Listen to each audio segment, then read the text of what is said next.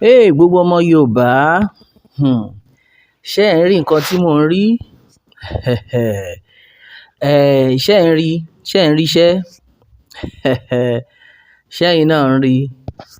Fúlàní rèé o. Ọmọ Fúlàní lẹ̀ ń rí yìí o. Ṣé ẹ̀yin náà ń rí? Ṣé ẹ rí pé wọ́n ń dira? Àwọn agbésùnmọ̀mí tá à ń sọ̀rọ̀ wọn, àwọn náà lẹ̀ ń rí yìí o. Ṣé ẹ̀yin náà rí bó ṣe ń lọ? Ó ti wá yé wa báyìí. Ṣé ẹ rí pé àwọn ará bí wọn ò bá wa ṣeré rárá.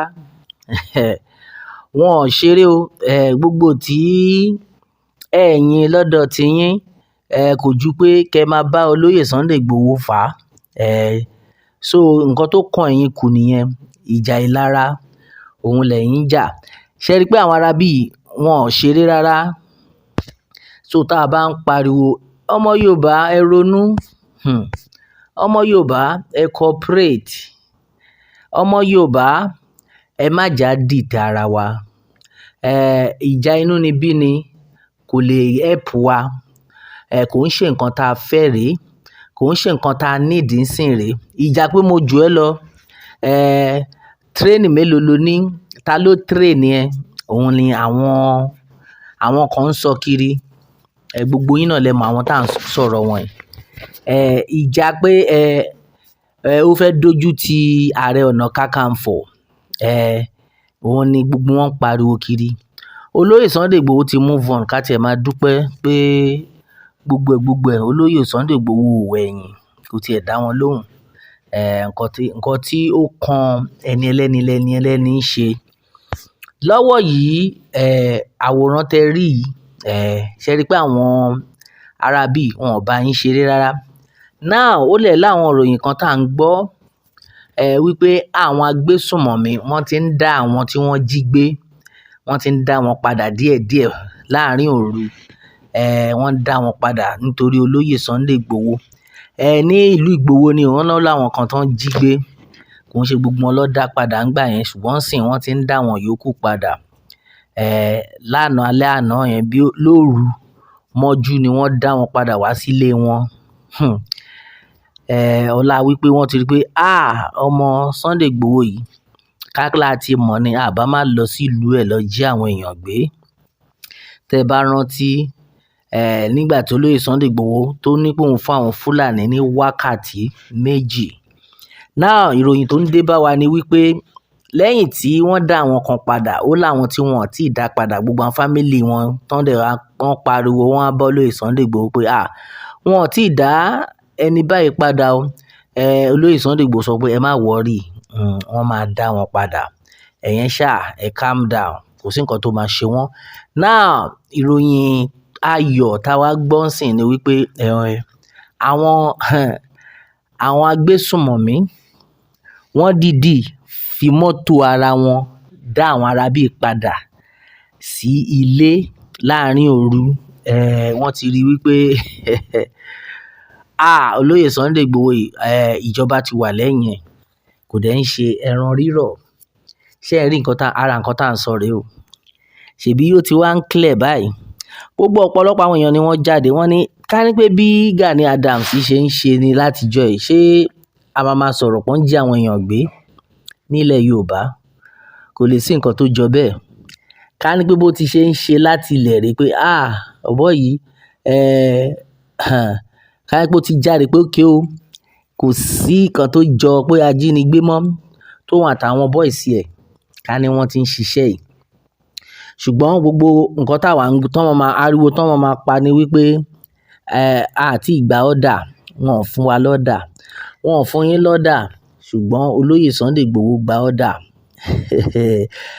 So tólóyè Sunday bá lè gba order níbi tẹ́yin tún wà o, tẹ dẹ̀ ní pé olóyè Sunday Igboho ò ní training, then ta ló wà ní training náà ẹ̀yin méjèèjì báyìí?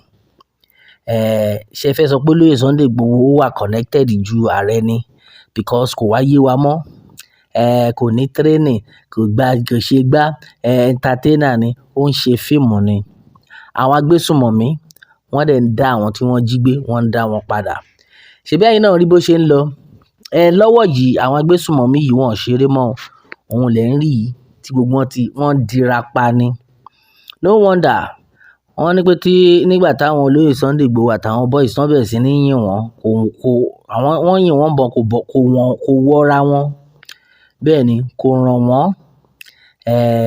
Eléyìí fi túmọ̀ sí wípé wọn ò ṣeré rárá. Pé wọ́n ti ready tán fún gbogbo ọmọ Yorùbá. Ibẹ̀ làwọn kan dẹ̀ ti ń jókòó sójú kan tí wọ́n ń wá ẹni tó jù lọ. Wọ́n ń wá ẹni tó dàgbà jù. Wọ́n ń wá ẹni tó less experience jù. Wọ́n ń wá ẹni tí kò ní experience tí kò yẹ kó wọ bẹ̀. Ibẹ̀ lọ́ ti ń wá pé kó lọ ṣe training pẹ̀lú Àmọ̀tẹ́kùn. Ẹ̀gbin. Kó lọ ṣe training pẹ̀lú Àmọ̀tẹ́kùn. Kó lọ fún training Nigeria military. Ẹ̀yin tí ẹ dẹ̀ ní training tẹ́ ju gbogbo ẹ̀ lọ tẹ́ ní gbogbo training ayé, kò sí nǹkan tẹ́ gbé ṣe. Ẹnu nìkan yìí náà ni. Ariwo yìí nìkan náà ni. Kẹ́ máa dẹngẹ post yìí nìkan náà ni. Lọ́wọ́ yìí ọ̀pọ̀lọpọ̀ àwọn èèyàn ti jáde tán.